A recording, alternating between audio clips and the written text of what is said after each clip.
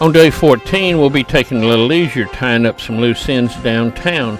We'll see the White House, then we'll go over and see the Library of Congress and the Supreme Court, go back to the hotel, get our car, and drive to the 911 Memorial and the Pentagon, and then to the U.S. Marine Corps Memorial before going back to the hotel. We'll be approaching the White House from Lafayette Square, which is in the north. Lafayette Square is across Pennsylvania Avenue from the White House and is the view most people get when they take pictures. But the White House is a complex of buildings, the tennis court in the south lawn, and also the children's garden where they have handprints of all the first family children. In the middle we find the mansion, and on the right is the East Wing. The First Lady has her office here along with the social offices, and you get there through the Family Theater. The Jacqueline Kennedy Garden, started by Lady Bird Johnson, is here along with the Visitor Center. On the other side is the West Wing, where the President and his staff has their offices. You get there through the press rooms and the press briefing room. This is where the Oval Office is, and the Situation Room is underground. The Rose Garden is here also, and it's where many different events are held.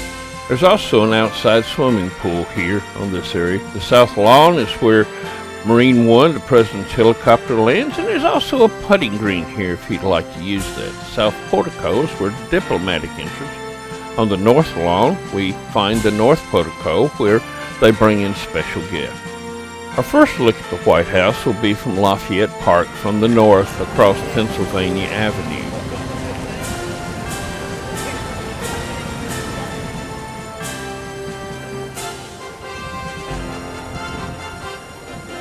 Because of all the security concerns, you can see that you can't even get up to the fence anymore. You have a barrier to keep you back from there.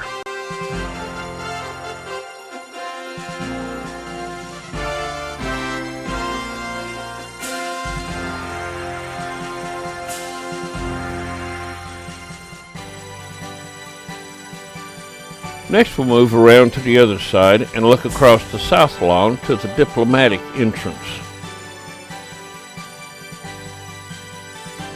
The White House has 132 rooms, 35 bathrooms, and 2 basements.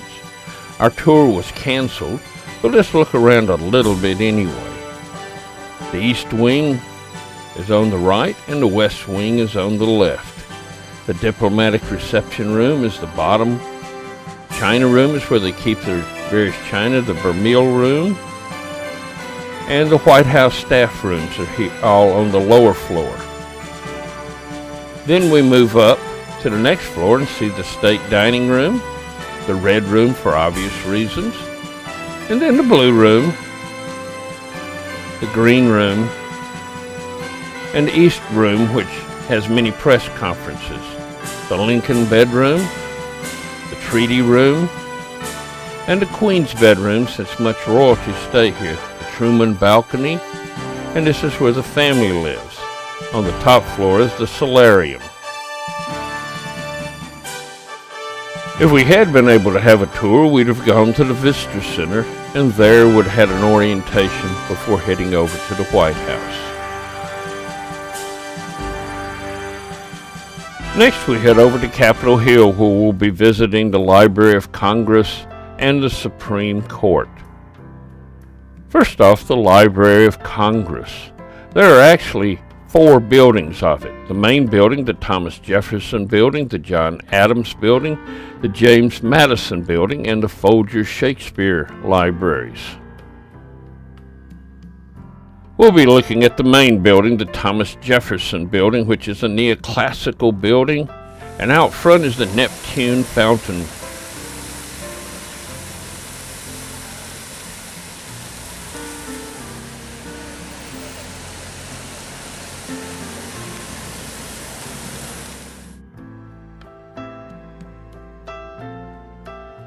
As you enter the building, you will first go through what is called the Great Hall, then through the Bible Gallery, and into the main reading room.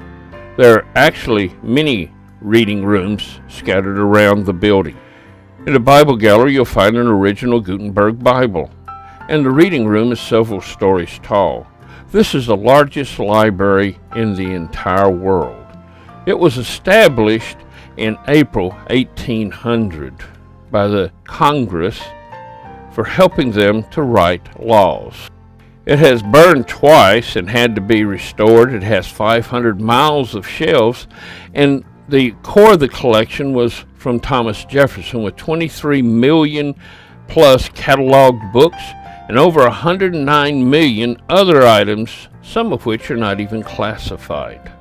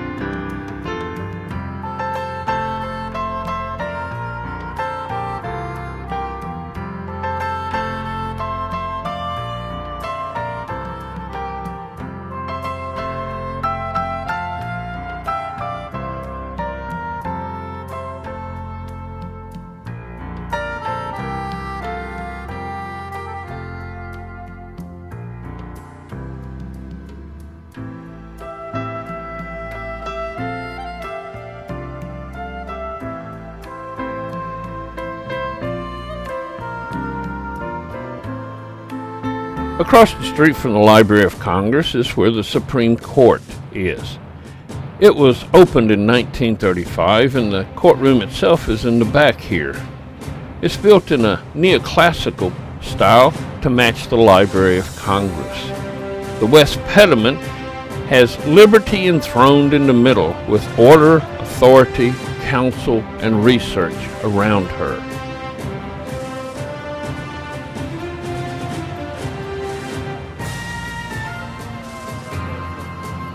As you can see, they're renovating the statues outside. Contemplation of justice was on the left and authority of the law on the right.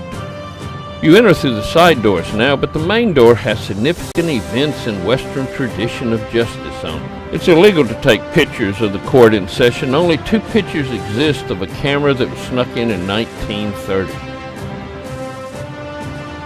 There are over 600,000 volumes in the library, but it's not used very often because of the internet today, and the furniture is still the original that was here when it was first opened.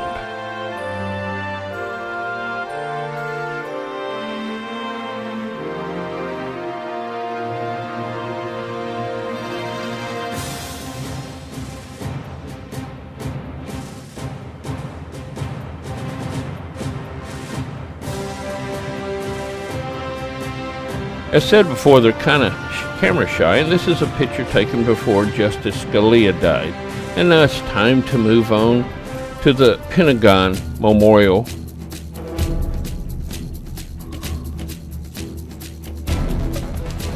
The memorial is located on the west side of the Pentagon across from Arlington Cemetery. This is where the airplane struck on 9/11. The airplane was able to penetrate 3 of the 5 rings. Victims were brought out to the area that is now the memorial for triage.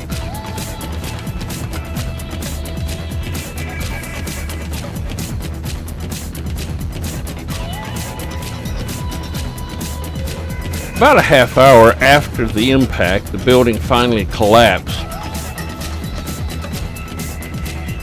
As you enter the memorial, we're reminded of the 184 people who died on the plane and in the Pentagon.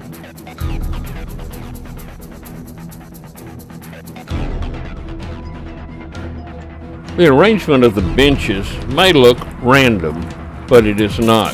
The ones pointing inward were on the airplane. The ones pointing outward were in the Pentagon. The water flowing underneath it is a symbol of life, and the walkways show the path of the airplane.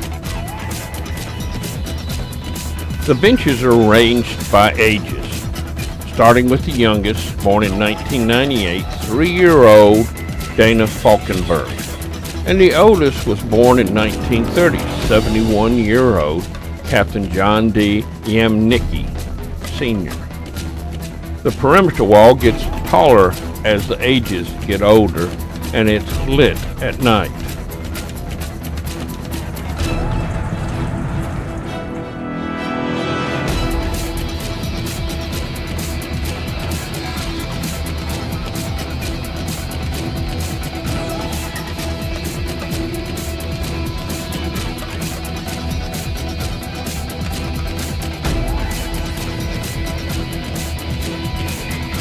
Next, we'll move to the other side of Arlington Cemetery to the Marine Corps War Memorial.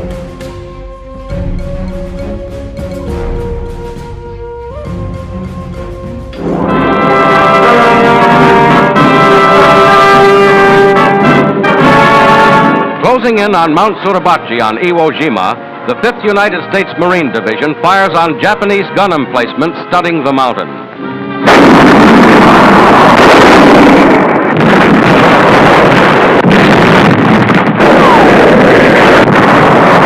From Suribachi's 500-foot elevation, enemy mortars hold the entire island in range.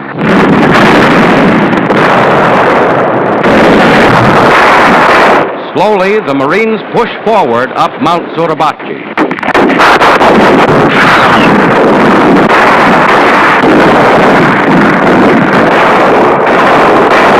With enemy bullets inches overhead, wounded are cared for by medical corpsmen. Iwo Jima has proven the toughest, bloodiest battle the Marines have ever fought. To win this tiny 8-square-mile area, 4,000 of them have died, and 20,000 Japanese. The Marines advance. The Japanese defenders of Iwo were select, specially chosen men, fighting with their army's newest weapons and every advantage of terrain in their favor. Their fortress caves, saturating the island, are wiped out by high explosives.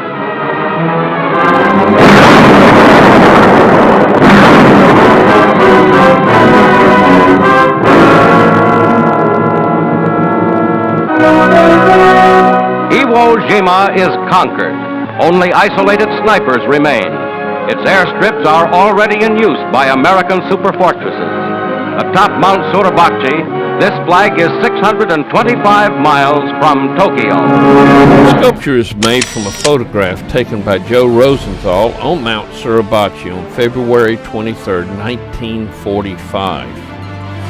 The flag was raised by Marine Sergeant Michael Strant, Corporal Harlan Block, Private First Class Franklin Sousley, Gene Gannon, and Ira Hayes, and Navy pharmacy mate John H. Bradley. 3 died in the fighting: Michael Strant, Harlan Block, and Franklin Sousley. The rest were used by Felix de Weldon in his making of the statue. It took him 9.5 years to make the statue. The figures are 32 feet tall, and it weighs about 100 tons. This was actually the second flag raising, as the first flag was too small to be seen. It was dedicated in 1954 by President Eisenhower, and it's the only monument in which the flag flies 24 hours a day. The flagpole is 60 feet long.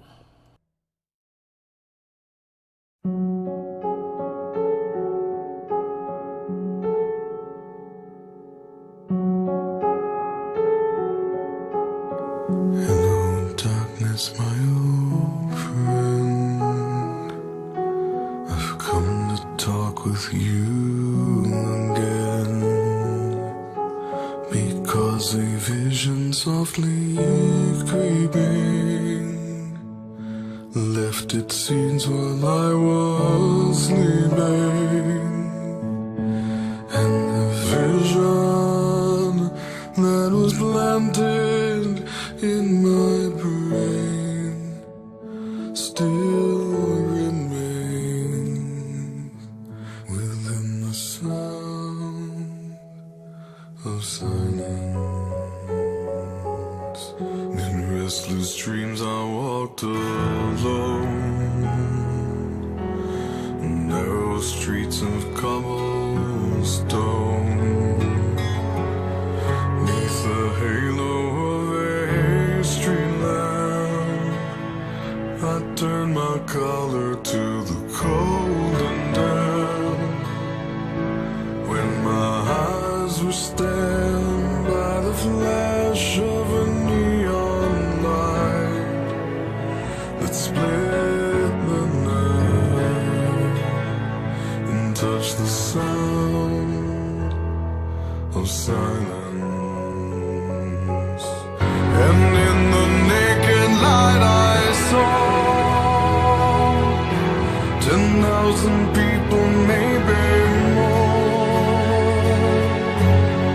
People talking without speaking, people hearing without listening, people writing songs and voices never shared, and no one dared disturb the sound of silence.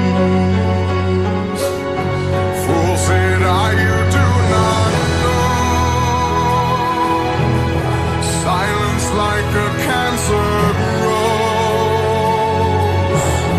Hear my words that I might teach you. Take my arms that I might reach you. But my words, like silent raindrops, fell and echoed in the wells of silence. And the people bowed and prayed to the neon god they made. And the sign flashed out its warning, and the words that it was forming. And the sign said the words of the prophets are written on the subway walls and tenement halls, and whispered in the sound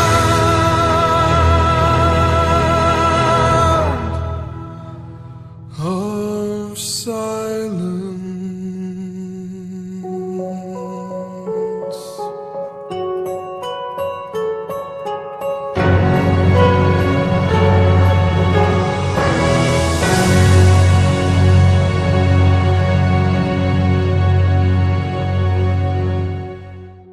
And this brings us to the end of day 14.